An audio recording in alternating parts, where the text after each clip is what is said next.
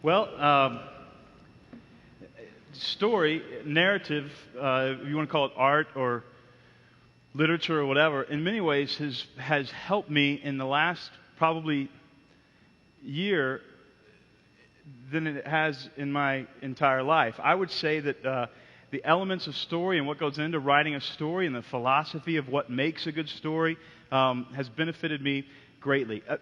This past year, I hit a tough spot, probably a year to a year and a half ago.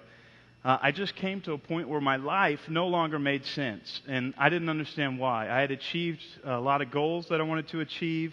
Financially, I was okay for the first time in my life because you guys bought books. I was able to pay rent, and so that was no longer a crisis. But at the same time, I just couldn't figure out anymore what life was about. And I had a friend call me, and her name is Sandy. And Sandy said, Don, she's an old high school friend, and we had gone to a camp together when I was young, when I was 16. And the speaker at the camp closed the camp by telling all of us 16-year-old kids, I want you to have a vision for your life. I want you to actually sit down and pray about what you're doing and write a letter, and you're going to draw a name out of a hat, and I want you to write a letter to whoever's name you draw that says what you're going to do with your life. And I took that assignment very seriously, and I sat down, I pulled out Sandy, the gal who was calling me, and I probably spent a month figuring out what I'm going to do with my life. And then I delivered the letter to Sandy and just sort of never thought about it again. But every year from 16 to 35, I would get to the end of the year, and come November, December, I would just know it's time to start planning the next year. I didn't know where I learned that. I just knew that it was time to do that. And so sometimes I would get away, and I would say, okay, where am I going? What is my life? And I always got to that point and just said, oh, this is obviously the next step, and this is the sort of thing. Well, Sandy called me, and she said, right in the midst of this crisis, she called and said, Don, I found this letter that you wrote back when we were 16 years old. Do you remember this? And I'm vaguely kind of remembering, but not really. And she just said, can I read you this? And the letter essentially that I wrote to Sandy was, by the time I am 35 is how it started. This is what I want to have done with my life. Now, I grew up in Texas. When you grow up in Texas, you don't know that you can leave the state or that there's anything good outside the state. And so, my horizons were but I knew that I wanted to live in Oregon, which I had never been to. I wanted to live in Oregon because I thought it bordered Canada, and I always thought Canada was a very interesting country. I didn't realize it didn't. I didn't take geography. And I wanted to be a best-selling author. And I just listed about 7 things that I felt like were okay goals. Well, by the time I hit 35, and in my 35th year, I'm 35 now, those things happened, and it's not a miracle that they happened. If you get out of bed in the morning and you put on some pants, you can probably accomplish a lot in that amount of time, and so I did, and it was interesting that what I realized was at the end of that year, at the end of this last year, November, December, I got away and I went to Seattle and I was planning what I was going to do the next year, and what led to the crisis was I didn't know. It was the first time in almost 20 years, I had no idea what I was doing. And there was nothing that I wanted to do. I mean, I was done. I didn't want to write books anymore. I don't want to do the Christian speaking thing. I have no idea life no longer made sense to me. And it was a very deep crisis, probably the first depression that I had been through in about 10 years. It was mild, but at the same time, I just couldn't define what this thing was about. So I just didn't basically write much of anything. And time kept going on. There were commitments that I was already involved in. One of the commitments was writing a screenplay with a group of writers. And so these guys flew out to Portland, and we stayed in my house, and we started writing and working on this screenplay. And, I've always written memoir. I didn't know that there were all these principles of how to tell a story, and if you don't tell a story right, the story gets boring and these kinds of things. And so we're writing the screenplay, and I'm saying things like, well, what if this happens? And the guys who have done it before and made movies, they're going, well, that can't happen because this. And then I'm starting to realize, wow, in order for a story to make sense, there are principles you use when you tell the story. Certain things have to happen or the story gets boring. It sounds formulaic. I don't mean it to be formulaic. It's actually just principles. For instance, there has to be an antagonist in order for the story to make sense. There has to be some sort of challenge, these kinds of things. And there are very complex principles and there are very simple principles. But here's the epiphany that I had. I thought to myself, wow, my life no longer makes sense. There's nothing that I want because for the past almost 20 years, I've been living inside of a story. I mean, all those elements that these guys are talking about were true because I had something that I was looking for and trying to get to, and it was hard, and so there was conflict. And as soon as I got there, the story ended. I mean, roll the credits. There's no more story. I'm continuing to live, my heart is beating, but life doesn't make sense to me for the same reason that a bad movie doesn't make sense to somebody who watches it.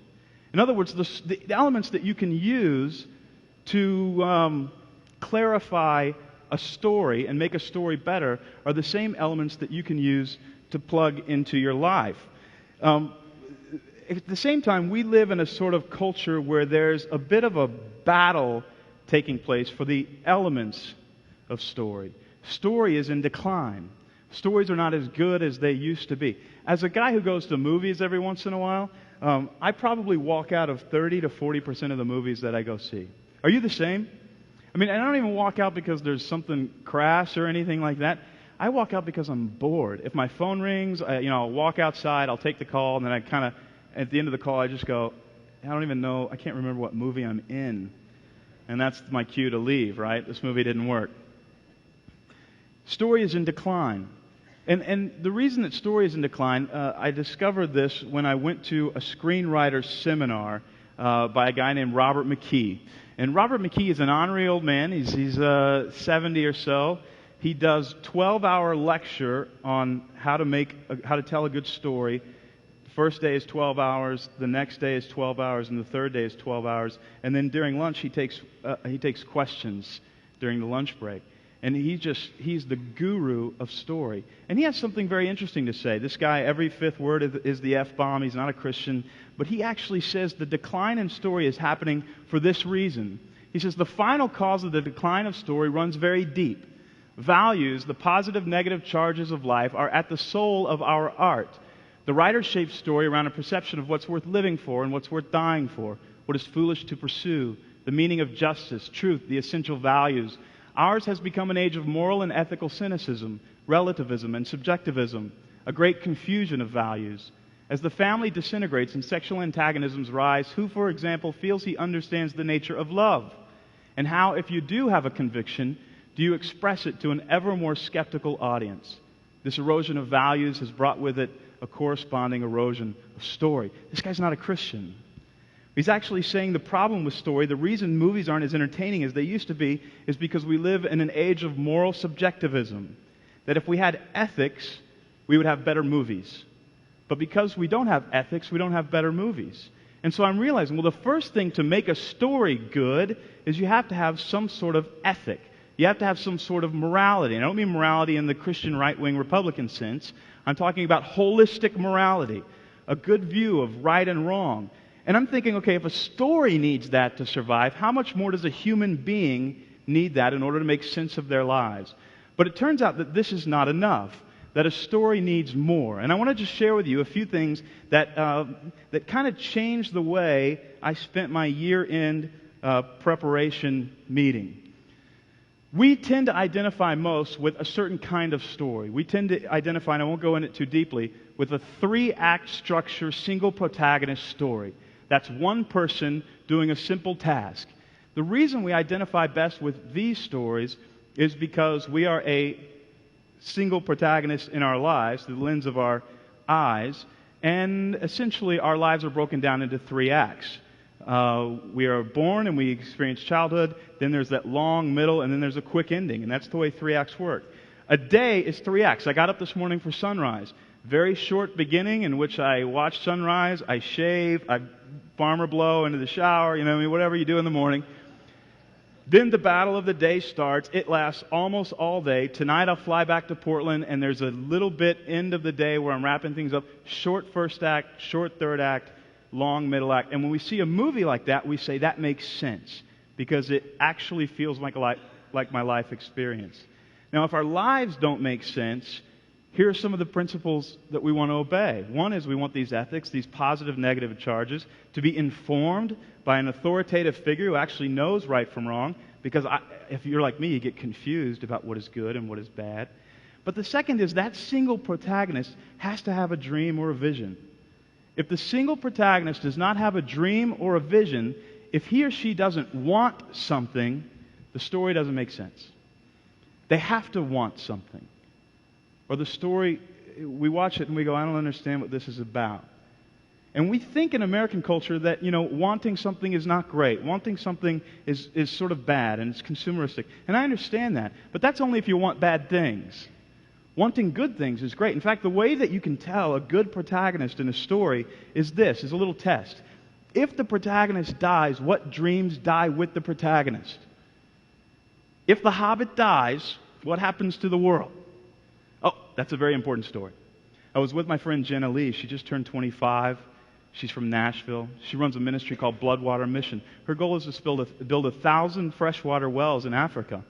And at the end of that dinner, Jenna and I kind of parted company and, said happy birthdays and these sorts of things. And I thought to myself, man, what a great person that is. What is it about this? What is it about Jenna? Well, she's doing these great things. Well, that's more than that. And I realized, God forbid, if Jenna Lee were to get hit by a bus, God forbid, hundreds of thousands of people would die. That's a very important protagonist in a story. Jenna is in the middle of an incredible story. And her ambition, her dream is good. Because if your ambition is to do something evil, then in the story, you're actually the villain of the story. And if our dreams are apathetic, and we don't want anything, we just want a story to happen to us, then you're a boring sub-background character in somebody else's story. And many of us live these lives. I mean, we get our story might be summarized this way. Person gets out of bed, walks around the block many, many times while people throw tomatoes at him, then goes to bed and wonders why life doesn't make sense. He's not living inside of a story. Have you ever noticed how powerful story is? It is the most powerful way to teach and to educate and to fill in somebody's worldview. The Bible itself is narrative after narrative after narrative, story after story after story after story after story. We like the little New Testament part, which actually seems like bullet points, but it's not. There's a sub-narrative in all of that text. James is responding to a narrative. Paul in Romans is passionately and emotionally responding to a narrative. The whole book is narrative. And yet nowhere at the end of the story do we stop and say, does God stop and say, now here's the point of that story? It doesn't happen. He never stops to say the 5 smooth stones David threw represent faith, hope, love, tithe, and tithe. They don't. They're just rocks. The point tends to be the story itself. It's an amazing, and have you ever experienced this? You go to a movie and you walk out of the movie, and for the next 2 hours, maybe the next 2 days, you feel clear about life. You ever had that experience? You know why? Because the positive charges have been set in your mind for a short period of time. Oh, if you watch Rocky, it's good to try really hard even if you're old and try to fight somebody, right? That's what's good. I have a clear compass in my mind. Now I'm going to go beat people up, right? Whatever you're going to do with that information. McKee actually says this about story, and I think this is the reason God uses so much narrative in Scripture. The storyteller's selection and arrangement of events is his master metaphor for the interconnectedness of all the levels of reality: personal, political, environmental, spiritual. Stripped of its surface of characterization and location, story structure reveals his personal cosmology, his insight into the deepest patterns and motivations for how and why things happen in this world. Story, narrative, is his map of life's hidden order. That is why God tells story after story after story after story. Because it's as though in our minds we're standing on a giant map. And when I hear a story, the story of Jonah, for some reason I think to myself, I don't want to be like Jonah. Jonah stinks. Well, that just informed my entire worldview. And I read the story of Joseph and I say to myself, I want to be like Joseph, a wild donkey on a hill. I like Joseph. I want to be like Joseph. I mean, you can give me a list of things like, don't lie to people on a ship. Don't get eaten by a whale. Don't curse a plant. And I'm kind of going to go, that's interesting. I'll try to remember that. But in the context of a narrative, it makes sense of my life. So a good protagonist has an ambition. He's informed by an authoritative structure that gives him positive and negative charges. And here's a very interesting thing. There has to be conflict in the story. We hate conflict. Learn to love it. Consider it all joy, my brother, when you encounter various trials, knowing the testing of your faith produces endurance. Love conflict. Without conflict, there's no story. If I said to you, this morning I got up, I walked up and down these stairs twice, you would say, okay. If I said, last year I climbed Everest twice, it's the same story. One is more interesting than the other. The only difference is there's more conflict in the second story. Conflict makes your story. Our society, our culture is set in these positive and negative charges of consumerism. The average American sees 3,000 commercials a day. That means the story that America wants us to live, or global corporation, free market dynamics are putting into our heads is this. You should make enough money so that you can buy things and be comfortable. That's the story. So as Christians, as the church, what do? Well, we come behind the American story that we're all brainwashed with, basically, 3,000 commercials a day. And we say, let me tell you how the Bible wants you to get a lot of money and buy things and be comfortable. We let that story, the elements of that story, hijack the elements of God's story.